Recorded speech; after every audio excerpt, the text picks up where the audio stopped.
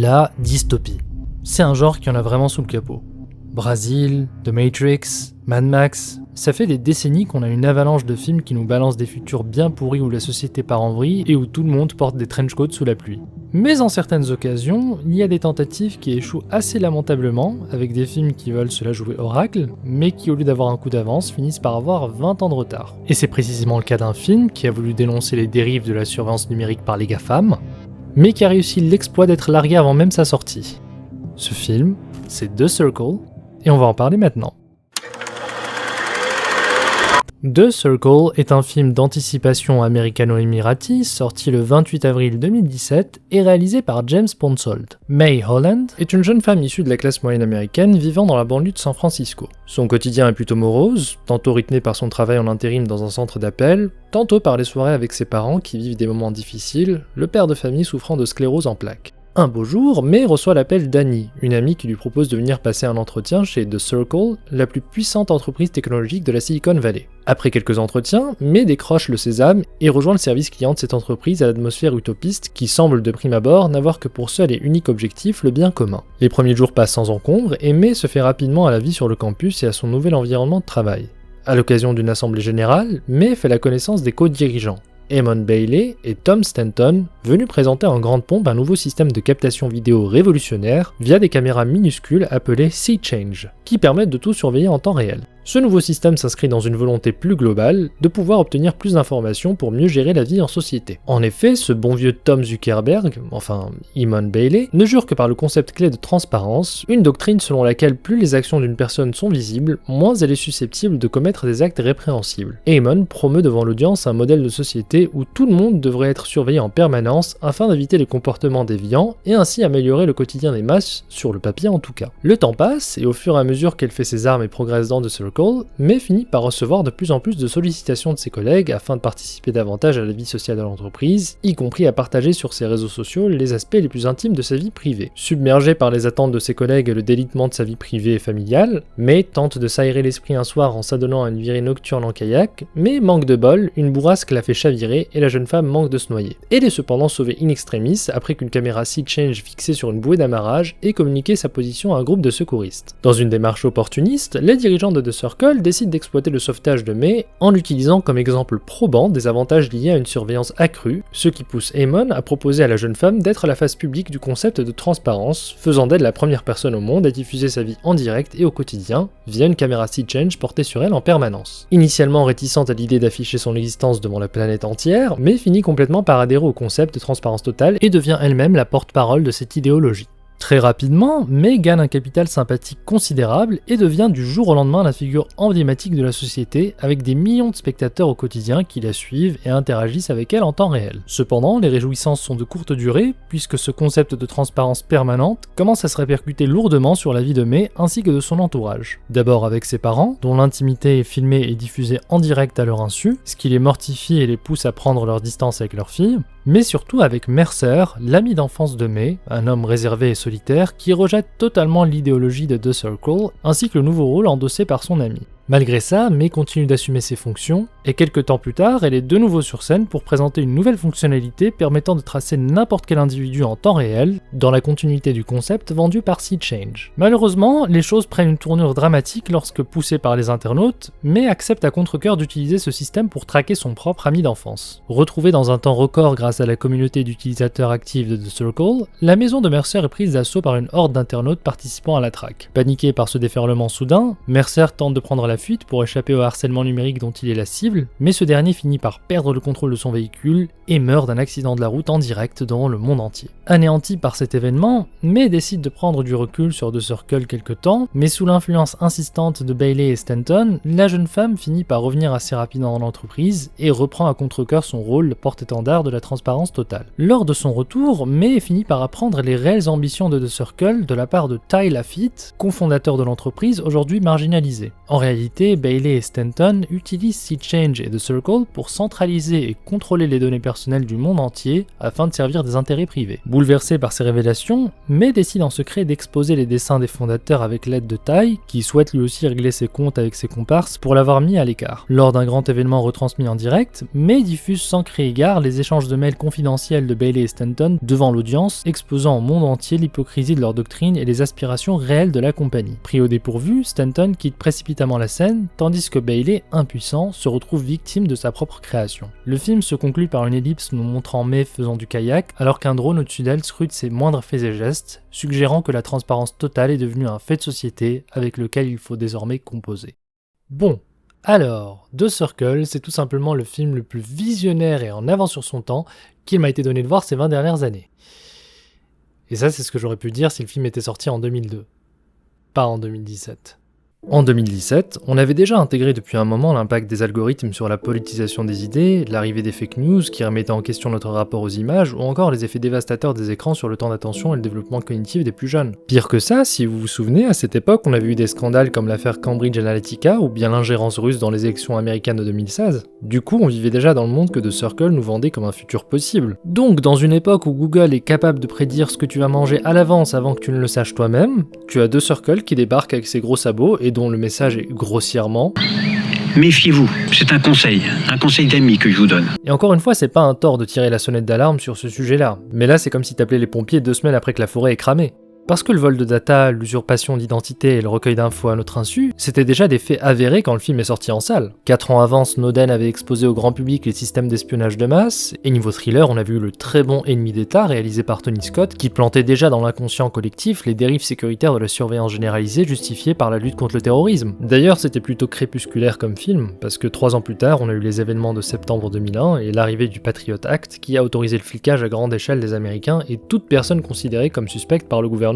Donc quand The Circle est sorti en salle, ça faisait belle lurette que tout le monde était déjà conscient que nos données étaient surveillées, stockées et revendues à des annonceurs ou à des tiers pour des raisons mercantiles ou sécuritaires. Même une comédie un peu simplette comme Les Stagiaires avait mieux compris les enjeux liés à des outils comme Google My Business et l'importance de la collecte de données personnelles à des fins commerciales, et c'était en 2013, bordel! Et c'est là où je veux en venir. Un film, que ça soit Fast and Furious ou un projet étudiant, doit disposer d'un propos clair dès le début. Il peut être traité de manière superficielle, complexe, mais c'est pas important. Ce qui est important, c'est que le spectateur identifie rapidement de quoi il est question. Comment se fait-il que ce film qui débarque bien trop tard pour ce qu'il a à dire réussisse quand même l'exploit de passer à côté de son sujet? Parce que c'est là où le bas blesse. The Circle, c'est un film que tu ne peux ranger nulle part. Est-ce que c'est un techno-thriller? Un drame? De la SF? Une dystopie? À force de vouloir ressembler à tout, ça finit par ressembler à rien. Et le fait qu'on ne sache pas sur quel pied le film danse crée 2 problèmes majeurs. Le premier, c'est qu'à force de se concentrer sur la forme plutôt que le fond, le film ne maîtrise mais absolument pas son thème, ce qui le prive au passage d'avoir un traitement crédible des sujets graves qu'il pense couvrir. Et en deuxième conséquence, cette non-maîtrise du sujet, elle crée des problèmes de cohérence et de vraisemblabilité partout dans le script. Déjà, le film a une approche extrêmement candide de comment fonctionnent les réseaux sociaux. Regardez cet extrait. This was made by an artist who's frequently been in trouble in his own country. I want to thank all the watchers who sent frowns to the government there. We have sent 180 million frowns from the US alone. You can bet that's going to have an effect on the regime. Non. Vous voyez pourquoi je vous disais que c'était candide? Si vous avez eu au moins une fois dans votre vie accès à Internet, vous comprenez tout de suite pourquoi ça fonctionne pas.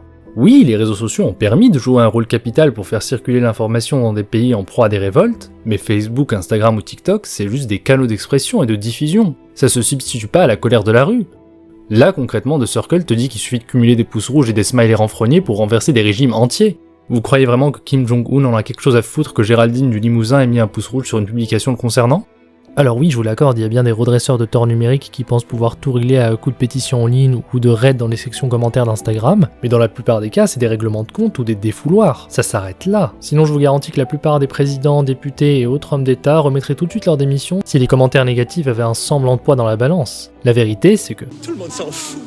Ensuite, il y a cette histoire de caméra. À un moment, Tom Zuckerberg, là, dit qu'il a placé des caméras un peu partout en ville et qu'il peut, via leur biais, collecter des données en temps réel, comme la météo, l'identité des gens présents dans la zone, ou encore le trafic routier. Qualité de l'air, densité de la circulation, météo, biométrie, reconnaissance faciale, toutes ces données archivées et consultables. Tout pour mieux vous servir. Donc à ce moment du film, tu te dis que The Circle, c'est un peu l'équivalent de la Shinra dans FF7, parce que t'as affaire à une giga-corporation qui gère tous les aspects de la vie publique, comme dans toute bonne œuvre d'anticipation futuriste. Pas vrai ? En fait, non. Non, parce qu'on apprend plus tard dans le film que The Circle n'est affilié à aucune entité étatique et qu'ils essayent justement de noyauter les organes de l'État pour imposer leurs solutions au grand public. Donc vous allez me dire que cette compagnie arrive à déployer des systèmes de surveillance à grande échelle dans les villes aux quatre coins du globe sans que personne ne moufte ou ne remette en cause un flicage pareil ? Alors oui, il y a quand même une scène qui te montre que The Circle va être auditionné, et d'ailleurs c'est un des rares moments de grâce du film, parce que ça a fini par arriver des années plus tard avec la commission qui a mis une PLS à Mark Zuckerberg, mais mis à part ça, l'opinion publique a l'air complètement ok avec le principe. Et alors je vous parle même pas de l'aspect pratique du truc, parce que quand tu vois qu'il y a des gens qui ramènent chez eux des cônes de signalisation ou des bennes à ordures publiques,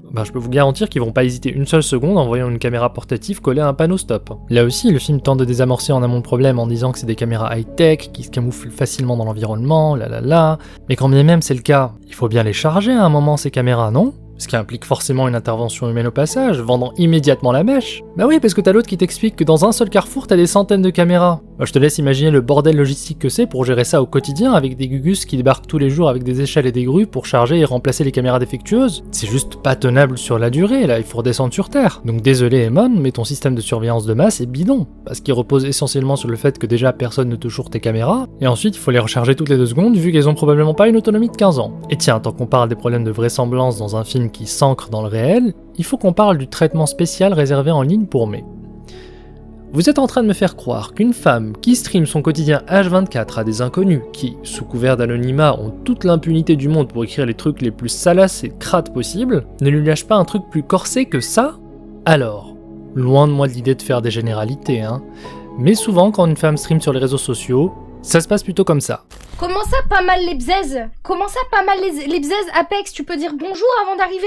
On pourrait faire l'impasse sur ça en se disant que le film vise au moins juste sur son traitement des réseaux sociaux et des mains tapies dans l'ombre qui essayent de contrôler et de mater les populations, mais encore une fois, le film se rate complètement en ne proposant rien qui n'ait été déjà dit et rebattu 1000 fois. Du fantastique à la moute de Vladimir Bartol qui faisait le pied de nez au régime totalitaire de l'Est en passant par Metal Gear Solid 2 qui évoquait la disparition de la vie privée suite à l'avènement de l'ère digitale, cette thématique a déjà été essorée sous tous les angles possibles. Ici le message c'est « Oh là là, mais tout le monde peut voir ma vie en live !» Oui, génial, sauf qu'on est déjà tous en train de partager nos plats et nos vacances sur Instagram, donc là, t'as juste une entreprise qui met des caméras partout et qui te sort. Mais si on n'a rien à cacher, il ne faut pas avoir peur.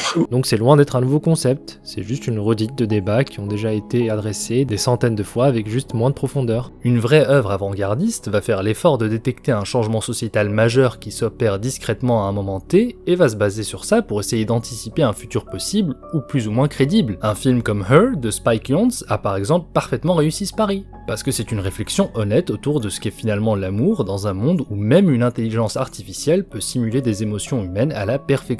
L'histoire prend place en 2025, mais le film était sorti en 2013, à un moment où les seules conversations avec les IA étaient opérées par des chatbots qui avaient des habilités de deep learning très réduites. Donc on savait que ça allait évoluer un jour et que c'était qu'une question de temps. Aujourd'hui, vous pouvez taper la discussion avec ChatGPT dans le plus grand des calmes, et vous avez de plus en plus de gens qui se tournent vers des applications ou des logiciels dans lesquels ils entretiennent des relations amoureuses avec des IA, exactement comme le personnage campé par Joaquin Phoenix. Niveau timing, on y est quasiment. Ou alors, si tu veux parler des dangers de tout reléguer à la technologie, t'as juste ça qui est sorti il y a 40 ans.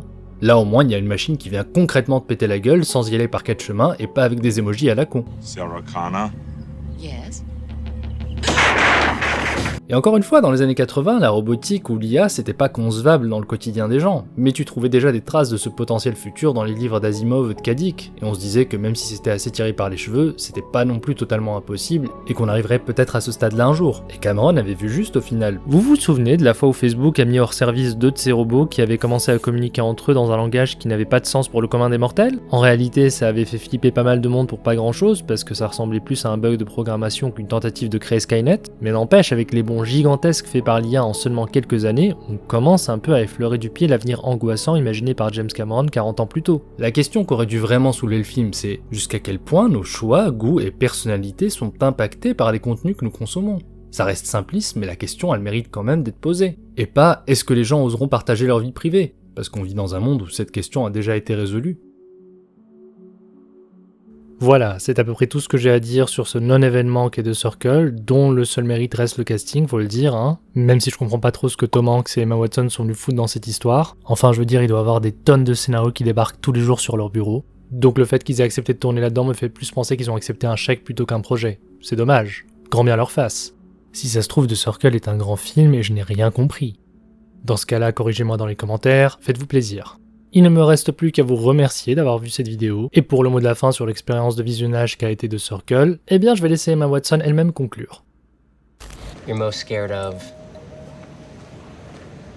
Unfulfilled potential.